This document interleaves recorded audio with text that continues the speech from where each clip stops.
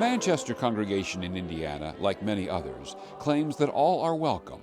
But on this Sunday in March, that claim was put to the test when Raymond Johnson was received into membership via a conference call from his cell on death row in the Oklahoma State Penitentiary. It warms my heart that he has a family that is caring.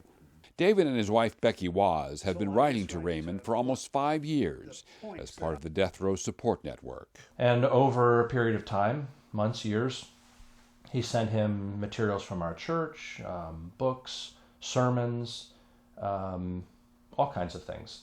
And eventually, Raymond asked the question, could I become a member of your congregation? Raymond was just very taken by those sermons and also by the idea that the Church of the Brethren itself had started a project like this and was willing to reach out to people on death row. Raymond started to feel like maybe this is a church I'd like to be a part of.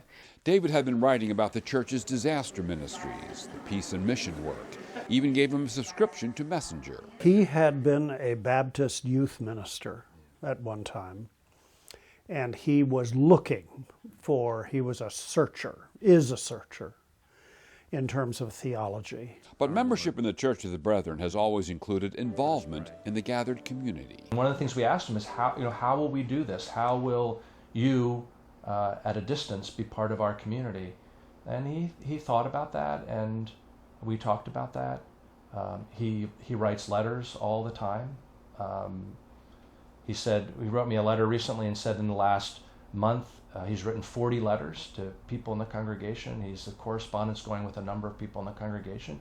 But he also talked about prayer. He said, I will pray for the congregation. That's what I can do. There's a limited number of things that I can do, but prayer is one of those things. The recording of Raymond's membership vows through reaffirmation of faith was shared with the congregation. I feel the difference of having somebody, knowing someone's praying for me and knowing I'm in a fellowship, where I'm loved and accepted, regardless of my situation. People on death row are often very isolated and have been forgotten by family and friends and feel a real sense of aloneness.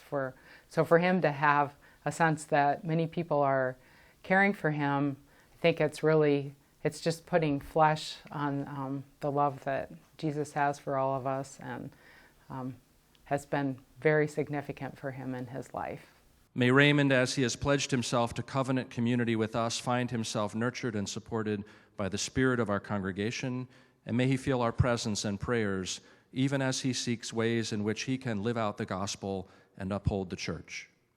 Through this experience, the congregation has discovered that being a church that abides in love can lead you to some unexpected places. As there's this sense of community that goes beyond what we would have imagined.